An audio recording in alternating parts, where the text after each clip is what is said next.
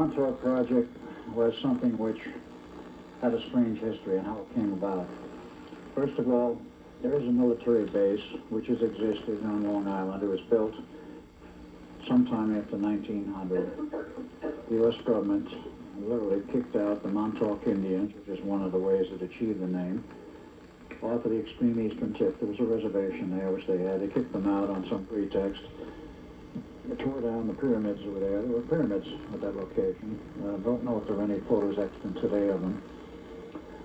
And then built a military base, which was Fort Hero, an army base, and 2 underwater submarine fins for underwater entrance of submarines. And that whole facility was completely active until about 1983. And the Navy shut it down in 83. When I understand the Army had moved out a little bit earlier, though not 100%. This base existed through World War I, World War II. And after World War II was over, and Brookhaven National Laboratory started its research programs, many of them, of course. One of the most interesting ones, of course, that we have traced, and that was, of course, some of the German scientists coming to the USA at the end of the war, who had worked on mind control and also on time travel, and those projects went to Brookhaven. Nobody said much of anything. Nobody in Congress read the reports. See, it's a national laboratory, which means being tax supported, it make monthly reports to somebody in the government, either the House or the Senate or both. And those reports were made. Nobody read them. And around 1967, somebody started reading them. In 67 into 68. And what they read was that they were working on mind control projects. Some of the senators would want to look at this and said, mind control, they could use it on us. Cancel the project and kick those guys out of there. So they did. And of course, the ex-German scientists were looking for a place to continue their work, and they didn't have too far to go. Brookhaven National Laboratories is right in the middle of the island. Let me see if I can spot it for you there in this picture. Again, on a map from AAA. The Brookhaven area is basically right in here. And of course, the extreme eastern tip of the island we're referring to, way out here at Montauk Point, was where Montauk Air Force Base was later installed in 1951 approximately, on the same property as the military base called Fort Hero. It became Montauk Air Force Station in addition to the other facilities. The scientists went there to that location at Brookhaven. They were kicked out of there. They didn't have too far to go out the eastern end of the island. Talked with the military and told them what they were doing. He says, how would you like to have a weapon system that you can win a future war with, where you don't have to shoot anybody, just put a few buttons and they all give in. Mind control was the object and the idea. And of course the military guys that liked it, so invited them in. That was about 1968. In 69, the Air Force finished their tests on the radar systems they were working on, the over-horizon radar. Developed at Long Island, the SAGE system, and then the follow-on one, which was a much more powerful version, which went up into Canada. And when those 2 systems were completed in terms of the R&D, they shut down their operations there, and the Army was more or less pulled out, and it became known as a surplus base in GSA's annals, and it was General Services Administration. Surplus base supposedly uninhabited. Well, it was inhabited. Well, the scientists that came from Brookhaven. They kept their work going, and they were working on modifying some of the equipment that was left behind. There was tons and tons of equipment.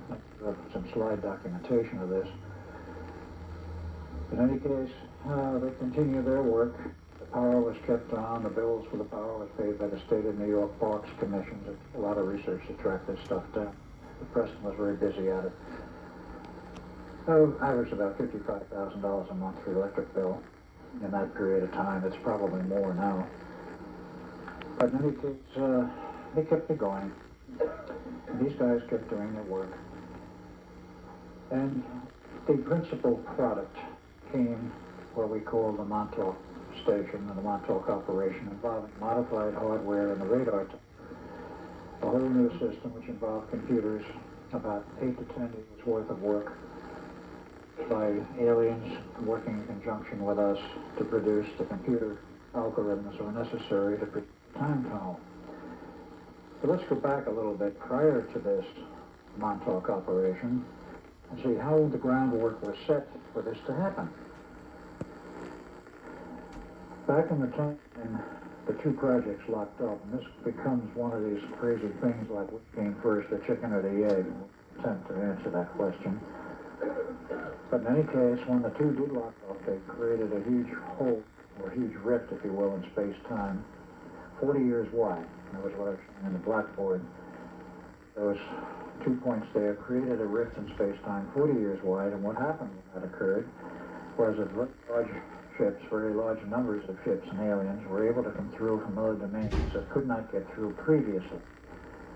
I'm not saying there weren't aliens here before that. There's been plenty of them here, and there's a lot of documentation in the government's annals and elsewhere, including a lot of open public literature showing that aliens in some form or other have been on this planet for at least 10,000 years.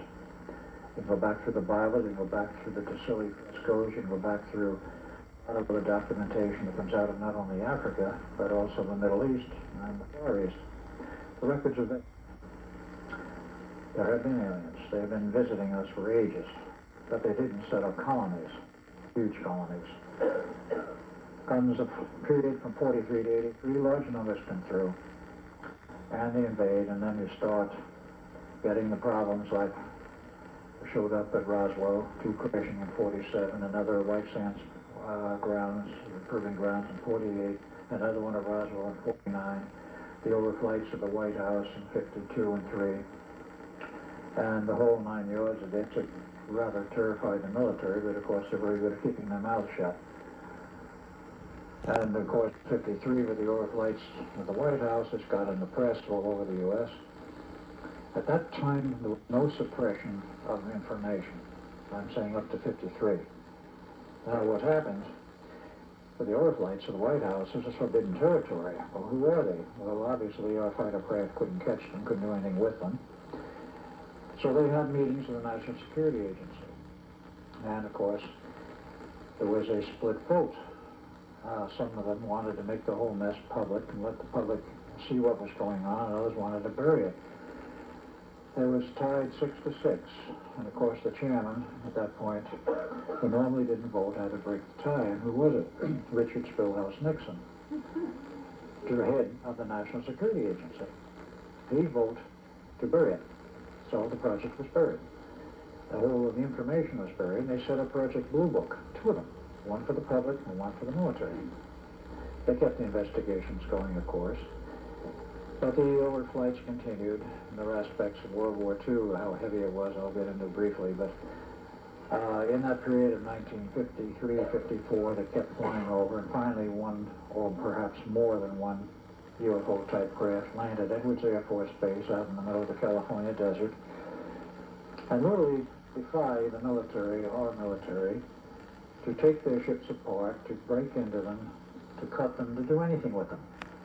And they stood by for 2 weeks while CIA scientists and others attempted to cut into these ships, and they couldn't do a cotton-picking thing with them. The military, of course, was panicking. What are they going to do, these guys? They finally invite President Eisenhower down there to see this and witness it, and he apparently did from a distance, but they wouldn't allow him to get up real close. And the military pleaded with him and said, you got to make a treaty with these guys of some kind. He says, we got to buy time to find out what to do about this and what to do with them. So that became the point for the famous Greada Treaty. Eisenhower signed in 54.